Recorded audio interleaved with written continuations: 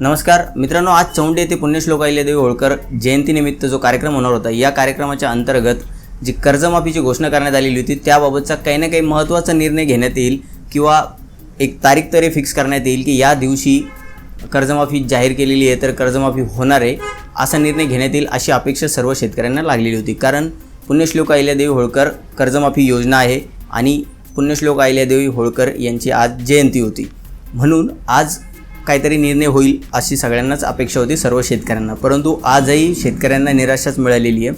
आजसुद्धा काही महत्त्वाचा निर्णय या योजनेबद्दल समोर आलेला नाही किंवा निर्णय घेण्यात आलेला नाही आहे। फक्त एवढीच माहिती आपल्याला मिळालेली यामधून की अजूनसुद्धा 8 ते 10 दिवस आपल्याला वाट पाहायला लागणार आहे। 8 ते 10 दिवसानंतर कर्जमाफी जाहीर करण्यात येणार आहे अशी एवढीच माहिती आपल्याला मिळालेली आहे। आणि याआधीसुद्धा आपल्याला माहिती मिळालेली आहे की 30 जूनच्या आधी कर्जमाफी केली जाणार आहे। जी समिती निवडण्यात आलेली होती त्यांचा अहवालसुद्धा सादर करण्यात आलेला आहे, राज्य शासनाकडे हा अहवाल देण्यात आलेला आहे। समितीच्या अंतर्गत आपल्याला हे माहीत पडलेलं आहे। जर समितीकडनं अहवाल राज्य सरकारला मिळालेला आहे अशी माहिती आपल्याला बऱ्याचशा न्यूजच्या माध्यमातून पाहायला मिळालेली आहे की अहवाल राज्य सरकारकडे सादर करण्यात आलेला आहे समितीच्या अंतर्गत। मग जर अहवाल राज्य सरकारला मिळालेला आहे तर मग तो पब्लिक करण्यामध्ये काय अडचण आहे? सरकारला का भीती आहे की शेतकऱ्यांना जर माहीत पडलं की कोणते शेतकरी पात्र आहेत कोणते अपात्र आहेत तर त्यानंतर शेतकरी काय आंदोलन करणार आहे का किंवा राज्य सरकारवरती काही टीका करणार आहेत का?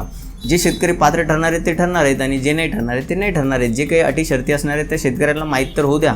मित्रांनो, जर लवकरात लवकर ही कर्जमाफी नाही करण्यात आली तर पुढं आता खरीप हंगाम समोरच आहे। खरीप हंगामाच्या आधी ही कर्जमाफी शेतकऱ्यांना मिळणं खूप गरजेचे आहे का? कारण मग शेतकरी दुसरं कर्ज घेऊ शकतात। आता मुख्यमंत्र्यांनी एका पत्रकार परिषदेमध्ये ही माहिती दिलेली आहे की आम्ही बँकांना यादी देऊ शेतकऱ्यांची की हे शेतकरी आहेत ज्यांची कर्जमाफी करण्यात आलेली आहे आणि त्या यादीतील जे काही शेतकरी आहेत त्यांना तुम्ही लगेच दुसरं कर्ज द्या। म्हणजे जर सरकारकडनं बँकांना पैसे देण्यासाठी विलंब जरी झाला तरीसुद्धा ते जे पात्र शेतकरी आहेत कर्जमाफीसाठीचे त्यांना तुम्ही नवीन कर्ज देऊ शकता अशी माहिती मुख्यमंत्र्यांनी दिलेली पत्रकार परिषदेमध्ये। परंतु बँका खरोखर ते मान्य करणार का? कारण बँकाची सुद्धा अजून काही प्रोसेस असतात, ऑडिट असते, त्यांनासुद्धा बघणं आहे की सर्व जे पात्र शेतकरी ठरवण्यात आलेले यादीनुसार त्यांच्या DBT लिंक आहेत की नाही, आधार बँकेला लिंक आहेत की नाही। कारण एकदा कर्ज घेतलं शेतकरी बऱ्याच वेळा असं होतं की बँकेमध्ये जाऊनसुद्धा पाहत नाही, तर भरपूर त्यानंतरसुद्धा प्रोसेस असणार आहे ना बँकांनासुद्धा।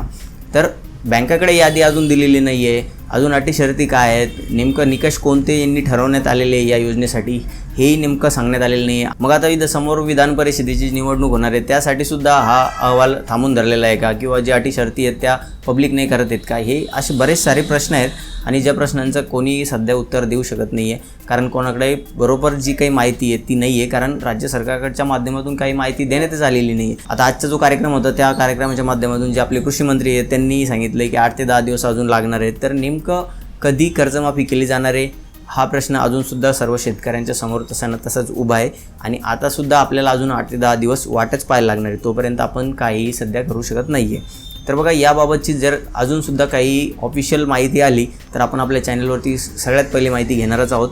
तोपर्यंत आपल्या चॅनल नक्कीच सबस्क्राईब करून ठेवा आणि दिलेली माहिती जर आपल्याला आवडली असेल तर आपल्या व्हिडिओला नक्की लाईक करा। भेटूया नवीन माहितीसह नवीन व्हिडिओमध्ये, तोपर्यंत धन्यवाद।